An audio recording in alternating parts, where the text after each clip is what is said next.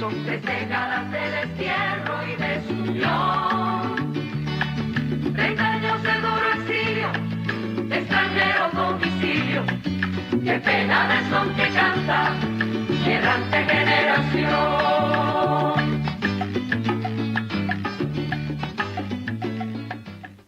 Muy buenas tardes, estimados televidentes, y bienvenidos a un nuevo espacio de Cuba y su historia. Hoy es domingo 13 de mayo del año 2018, Día de las Madres. Felicidades a todas las madres del mundo y en especial a las madres cubanas que por tanto tiempo vienen sufriendo a el régimen de los hermanos Castro, por decirlo así, un régimen que se ha cebado en la familia cubana. ¿Y quién es el guardián de la familia cubana? La madre cubana. Cuba, nombre de mujer, y la madre cubana es la que ha velado durante todo este tiempo por la integridad y por las tradiciones cubanas. Hoy tenía una dama, una cubana destacada como invitada, madre también, repito, pero por motivos ajenos a su voluntad no puede compartir hoy con nosotros este espacio. Sin embargo, voy a hablar con ustedes de Cuba, de las tradiciones de nuestra historia y de todo el significado que la mujer cubana ha tenido en nuestra historia. Pues, nuestra historia que se remonta, en este caso, al siglo XIX, nuestras guerras independentistas, hasta el presente. Pero antes, quiero hacer un anuncio importante. Mañana, lunes 14 de mayo, a las 8 de la noche, hay un evento especial. Viernes de tertulia, en lunes. Viernes de tertulia que dirige el escritor y periodista Luis de la Paz. Pues en esta ocasión será un lunes. Y es porque, como la destacada escritora y poeta Zoe Valdés está de visita en Miami, pues en ese espacio se va a brindar un recital de poesía compartido entre Zoe Valdés y José Abreu Felipe. Un mano a mano poético en las voces de dos escritores cubanos exiliados en el marco de una presentación especial, Viernes de Tertulia.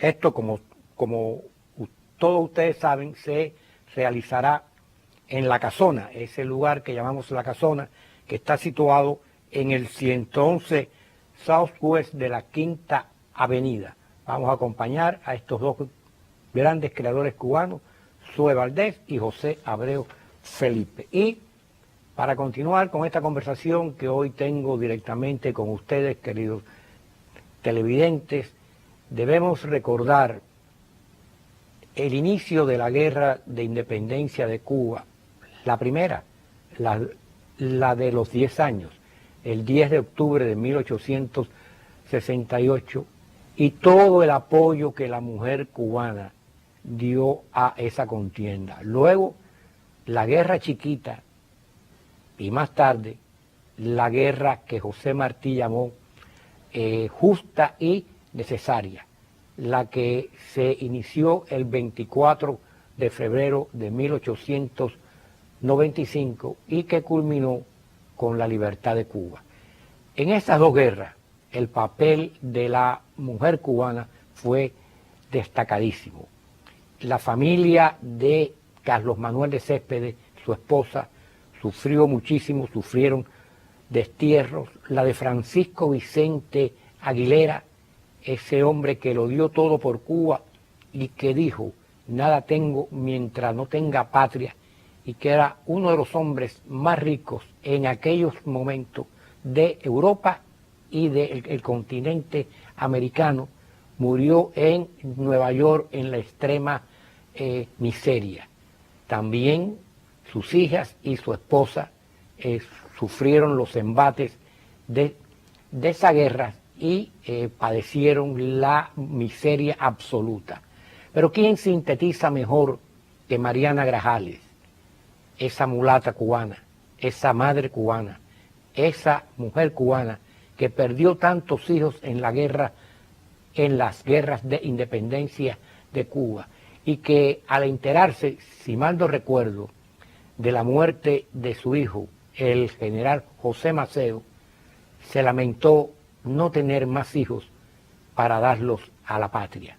Hoy vamos a conversar de eso y a recordar y a puntualizar todo el daño que el régimen castrista le ha ocasionado a la historia, a la familia y a la trascendencia de nuestra historia, de nuestras tradiciones. No vamos a dejar a un lado el enorme daño antropológico y transcultural que un régimen ajenos a nuestras tradiciones, a nuestras virtudes, nuestros defectos, se entronizó en Cuba por obra y gracia de un aventurero político como lo fue Fidel Castro Ruz. Hoy, en manos ese régimen de su hermano Raúl Castro y de la familia Castro. Ese daño antropológico comenzó en el mismo 1959, transcultural y antropológico. El año 1959 fue un año de sangre, teñido de sangre, de fusilamientos despiadados. Yo soy de Santa Clara y yo recuerdo bien los juicios que se transmitían por la emisora local CMHW de los llamados esbirros batistianos. Había un señor, y hay que hacer justicia con la historia, Alfredo Testar, que dirigía aquellos tribunales. Alfredo Testar era un hombre que no era comunista y había luchado contra el régimen de Fulgencio Batista, que fue una dictadura indiscutiblemente que le ocasionó muchos daños a Cuba, porque el general Fulgencio Batista no tenía necesidad de haber dado el golpe de Estado del 10 de marzo de 1952, que lo que trajo fue luto, desgracia, sangre a Cuba y, por supuesto, que un aventurero como Fidel Castro, años después, se apoderase del poder y superara con creces los desmanes y arbitrariedades que el régimen de Fulgencio Batista trajo a Cuba. Bueno, pues, repito, no había necesidad de aquel golpe del 10 de marzo, porque en poco se hubiesen efectuado elecciones generales donde se disputaban el poder el partido auténtico que estaba en el poder en aquel momento y cuyo presidente era el doctor Carlos Prío Socarrás, y el partido ortodoxo, que muerto Eduardo Chivas, pues tenía otro candidato, que mal no recuerdo, era el doctor Agramonte. Pero Batista interrumpió aquel proceso con aquella arbitrariedad, con aquel forzamiento de la historia. La historia no se puede forzar. Usted fuerza la historia y ella volverá a el galope más tarde que más temprano para encauzarse por los senderos que deben transcurrir. Porque la historia la hacemos los seres humanos, no la hacen otras. Historia es humanidad. Por lo tanto, la violencia que generó Fulgencio Batista se concretizó después con la llegada al poder del régimen de Fidel Castro Ruz. Y vamos a hablar precisamente del sufrimiento que durante casi 60 años la mujer cubana ha padecido, la madre cubana. Fidel Castro Ruz entronizó el paredón de fusilamiento y desde el mismo año 1959 comenzó la matanza y el presidio arbitrario de cientos de miles de cubanos. No hay un día del año que no se recuerde los fusilamientos del régimen de Fidel Castro. Usted puede mencionar un 1 de enero de 1959, puede mencionar un 24 de marzo, un 28 de julio, puede mencionar mes tras mes, donde el régimen de Fidel Castro no tenga varios fusilados. Y eso es historia, y eso está ahí. ¿Y quién sufrió todo eso? La madre cubana. Sus hijos fueron fusilados, fueron arrancados, fueron encarcelados. Sufrió Cuba, sufrió la entraña de la patria. Y en esto me estoy refiriendo a los fusilamientos. Pero, ¿qué podemos decir, estimados televidentes, si nos enfocamos en los miles de cubanos que han desaparecido en el mar, tratando de alcanzar la libertad? ¿Cuánta tumba marina, por usar un nombre, no hay en este mar Caribe, en este mar del estrecho de la Florida, que nos separa a Cuba de los Estados Unidos? Esas 90 millas en las cuales cientos de cubanos, miles tal vez, se lanzaron al mar en busca de libertad. No fueron cubanos como al principio, y como sigue sucediendo, que nutrieron los paredones de fusilamiento y las cárceles cubanas. No, mayormente fueron personas que, descontentas con el régimen y viendo la carencia de oportunidades que se les brindaba para su desarrollo, optaron por abandonar en precarias embarcaciones la isla de Cuba, nuestra amada isla de Cuba. Ahí están esas tumbas marinas, y cuántas madres jamás supieron de sus hijos. Muchas de ellas murieron ya, porque son casi 60 años. Otras, envejecidas hoy, con el paso del tiempo, aguardan, sueñan con que el hijo retorne. Y tal vez se encontrarán, pero ya no en esta vida. En esta vida y en estas casi 6 décadas de bestialidad a que nos ha sometido el régimen de los hermanos Castro. ¿Quién sostuvo la familia cubana? ¿Quién no permitió a nivel de seno familiar que la transculturación violenta a la que nos quisieron someter y que fracasó? Fracasó, pero acarrió mucho sufrimiento, porque cuando se trata de hacer una transculturación violentamente, desestabilizan al ser humano y crea problemas psicológicos y problemas de todo tipo, enajenaciones mentales, alcoholismo, drogadicción. Bueno, esa transculturación no la permitió la madre cubana, como no permitió nunca, a pesar de que sus hijos estuviesen en diferentes prisiones de Cuba, hijos e hijas, pues la madre cubana recorría miles de kilómetros en condiciones muy precarias para llevarle una jabita de comida, con lo que se dejaba ella de comer y de compartir con su familia, para que el hijo, la hija en prisiones lejanas, pues tuviese algo.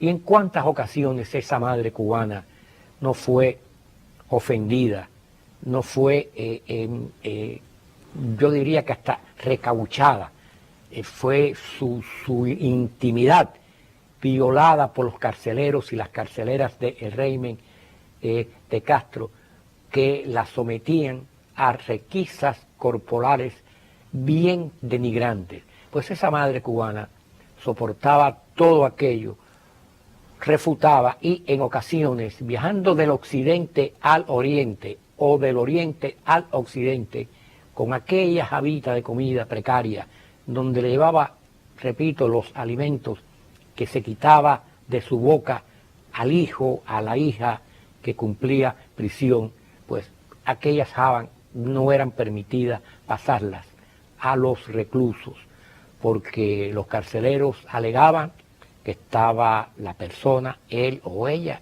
en celda de castigo y que por lo tanto no se podía pasar los alimentos. A veces aquellos alimentos eran confiscados y otra, pues la madre tenía que emprender el camino del regreso, pasando vicisitudes, días, semanas, para volver al hogar, y aquellos alimentos pues se malograban, se echaban a perder. Eso lo ha sufrido la madre cubana durante estos casi 60 años de régimen totalitario. Sin embargo, vemos como el régimen castrista, fracasado tanto política, económica como socialmente, porque fracasó desde el principio.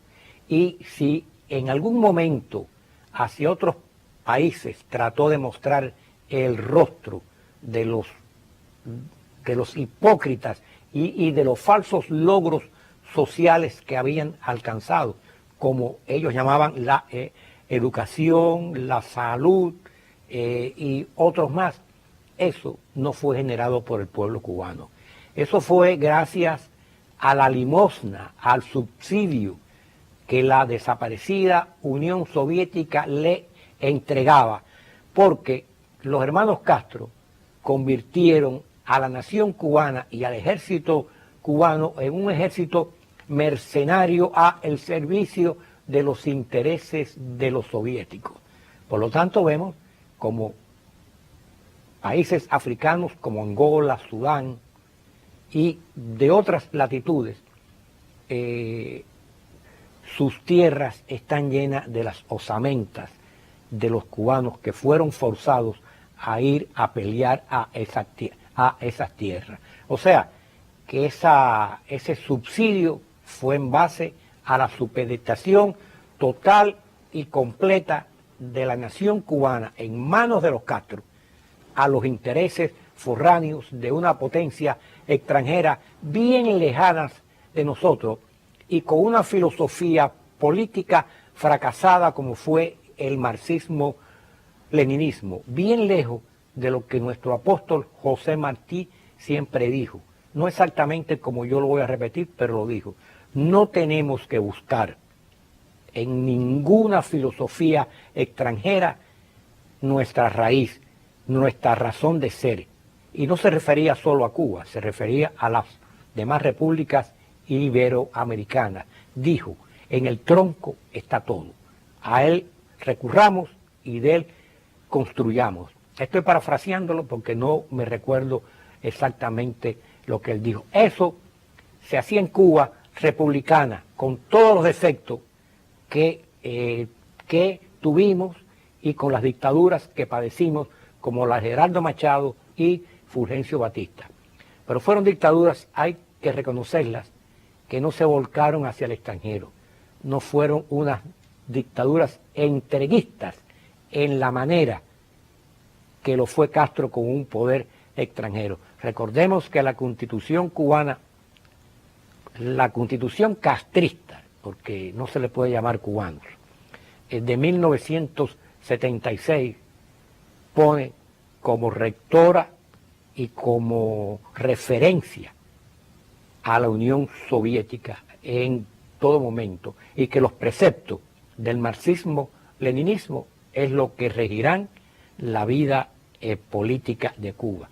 Eso sucedió en el 1976 con esa constitución que luego, a la caída de la Unión Soviética, trataron de reformarla, pero es lo mismo, es una constitución falsa, y vemos lo falsa que fue cuando, por ejemplo, una persona como Osvaldo Payá, años atrás, con el proyecto Varela, recogió las 10.000 firmas que la Constitución cubana, la Constitución castrista que ellos mismos le impusieron al pueblo de Cuba, decía que se requerían para cambiar leyes y para reformar la Constitución. Bueno, pues Osvaldo Payá Sardiña y el Movimiento Cristiano Liberación recogieron esas firmas.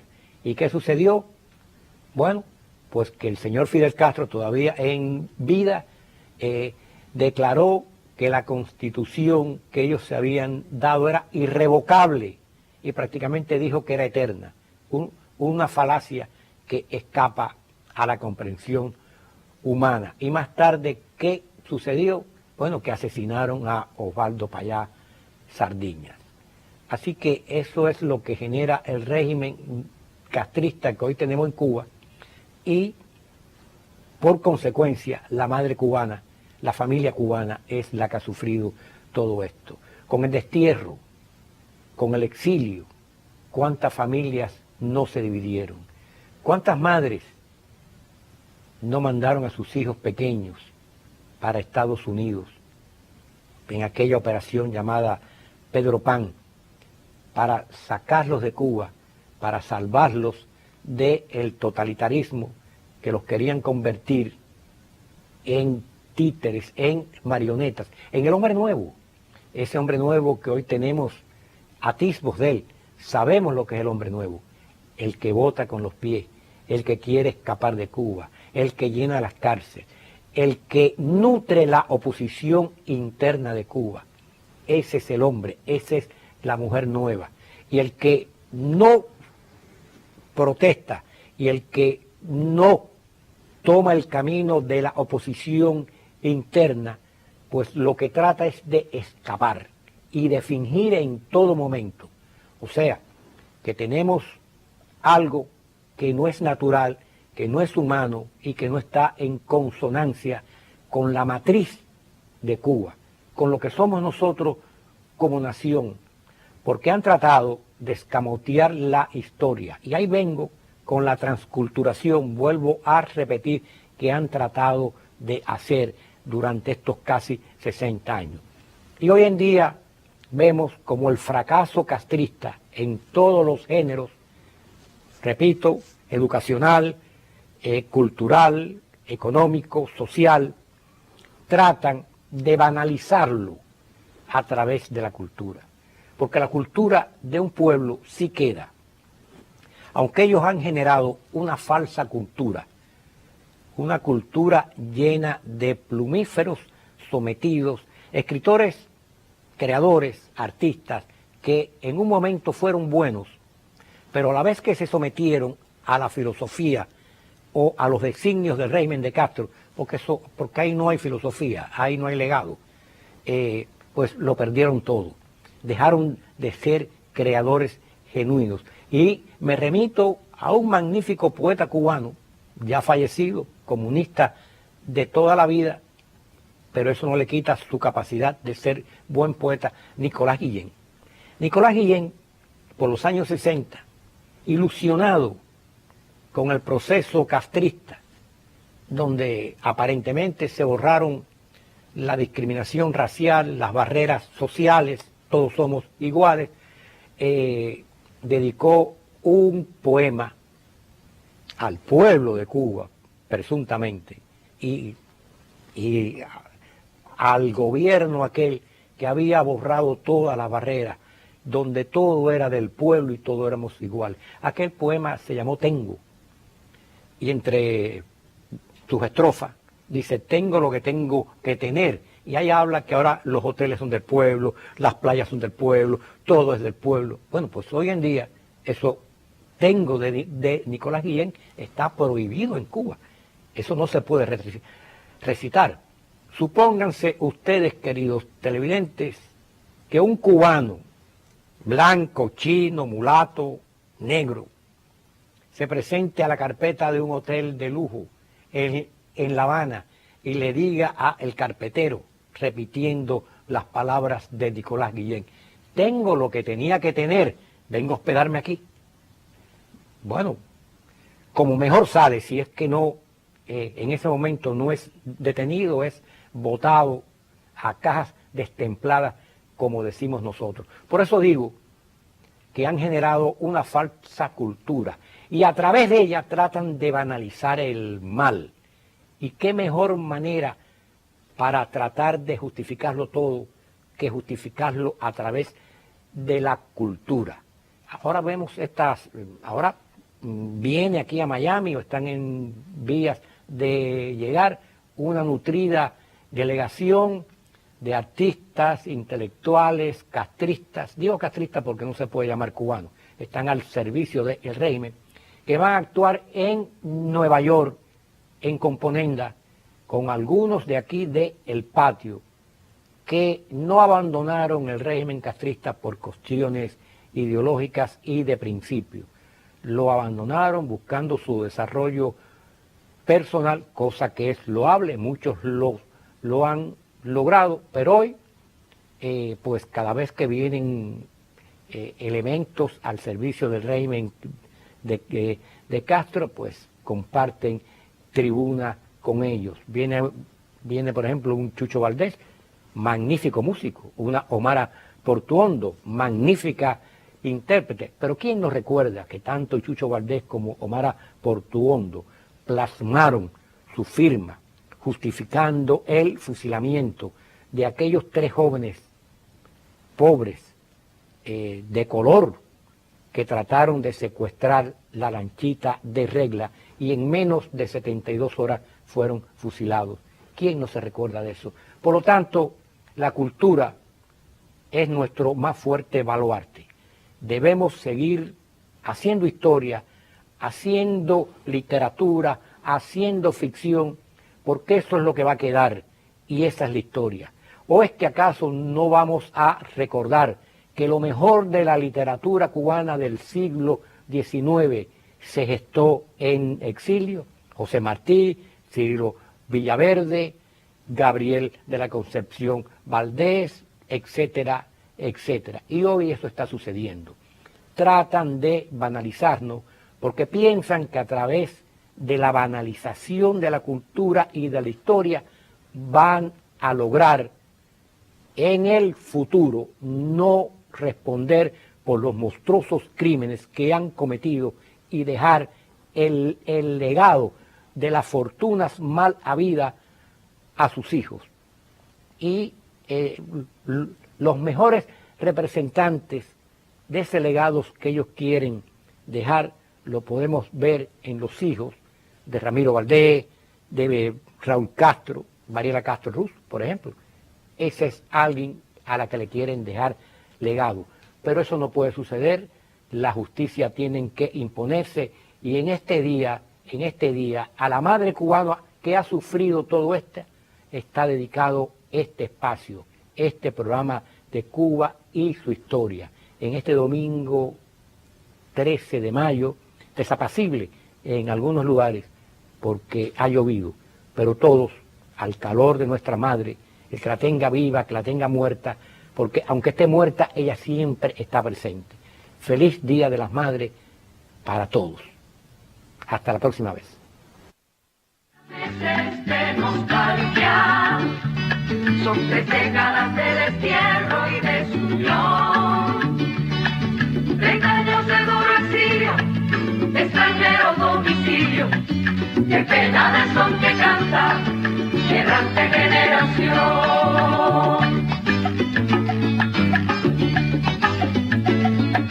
Armados más de esperanza que de metralla, allá en Girón, confiados en la promesa de la potencia, los armaron y embarcaron.